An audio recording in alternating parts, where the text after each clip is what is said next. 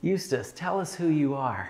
Oh, hey, my name is Eustace Wynn. I grew up in Greenville, Mississippi, and after I graduated from college, I came home and we had just started the restoration of the Burrus house, which is also known as the baby doll house, and I helped see that through.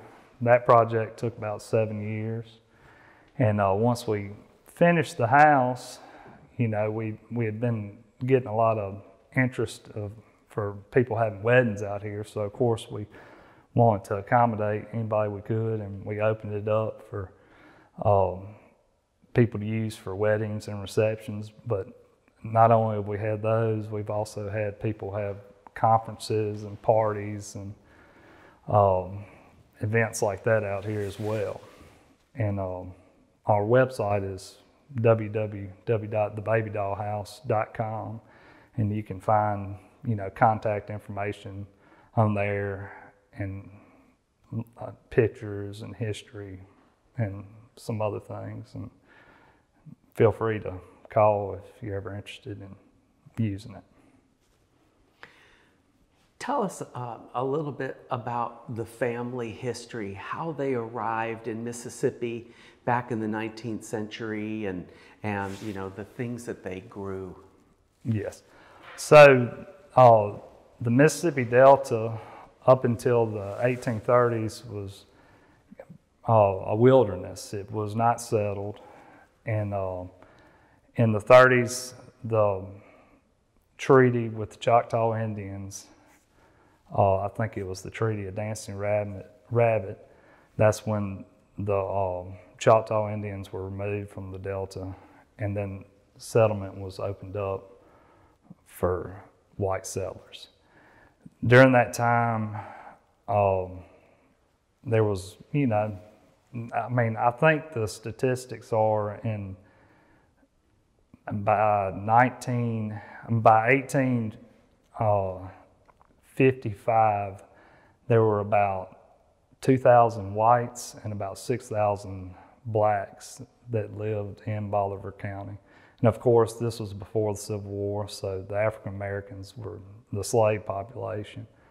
And during that time, what brought people to the Delta was the prospect of farmland. They began clearing the land and growing cotton. And back then, cotton, and it's still worth money, well, and back then it was worth a lot of money, and people were able to amass fortunes from growing cotton. But of course, living in the Delta wasn't a very easy situation. There was a lot of disease and hardships, and so the people that came here, they were pioneers, and they kind of hacked it out. And the house was, here being finished about 1858, and the Civil War started about 1861. So most of the houses that were built in the Delta at that time were probably, burned by Union troops.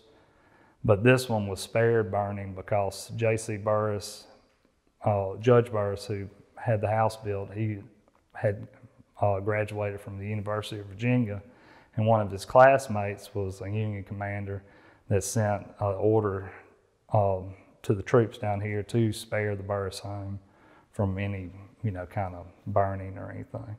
And so that's why the house is still here. And then another reason the house is still here is because it was framed up with cypress, and cypress doesn't rot. And so even though it deteriorated over the years and was about to fall down when we started the restoration back in 2005, the bones were still good. And so we were able to do the restoration and save it because of that. Tell us about the filming of the movie Baby Doll. Oh, yes.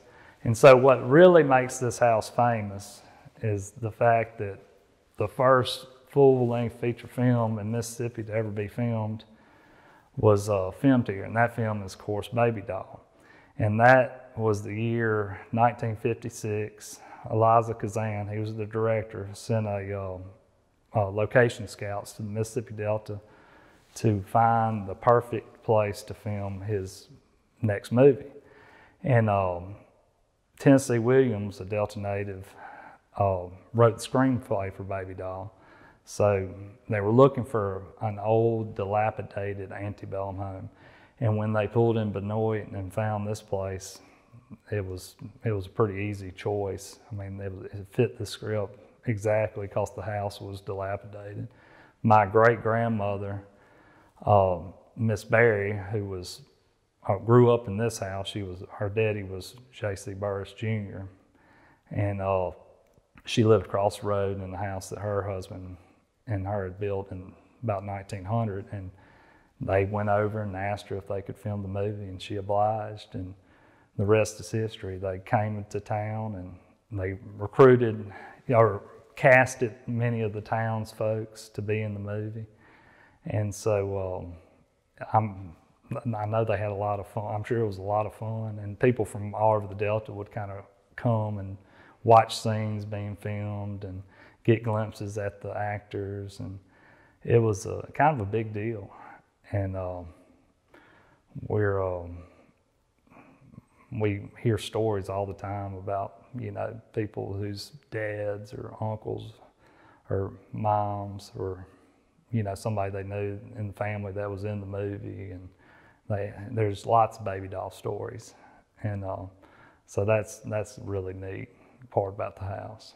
Well, I want to talk about these two family heirlooms. This painting, I mean, not this painting, this needlepoint has been in my family for, you know, generations. It was been passed down, and it was done by this lady here, Elizabeth Burrus. And Elizabeth grew up in this house, and she actually died during the Civil War. She had consumption, which is what we call tuberculosis today. And she was the first person buried out here on the property in the family cemetery. And she chose, you know, kind of chose her spot for burial at the base of the largest holly tree on the property. And that's one reason they, you know, they called, this was nicknamed Hollywood Plantation back then because of the holly trees, the native holly trees that were here. But I've always wondered, you know, in this floral arrangement, you know, what exactly the flowers were. And, you know, I was like, I have an expert here now, so I'm about to find out. Yeah. Well, it's a really great, you know, floral design depiction, like so much of the decorative arts that we would see around the third quarter of the 19th century. It really has that 1880s feel because of the black background. If you look at the different plant material that are depicted here, it tells the story of the time, and there is a bit of a language of flowers going on here. Up here, of course, is cardinal flower. It's a vine with a very delicate foliage, and sometimes you see it growing in Mississippi. It's depicted in some art as well.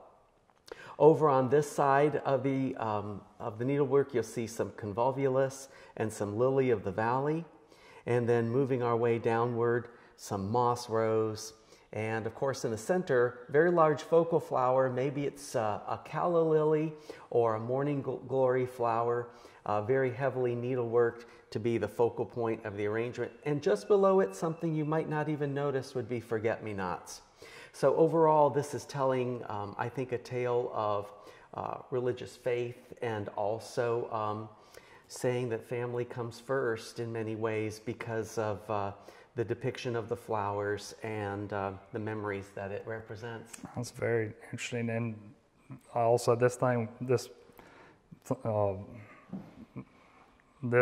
we've always just called it the bluebird because of the bluebird she stitched up there.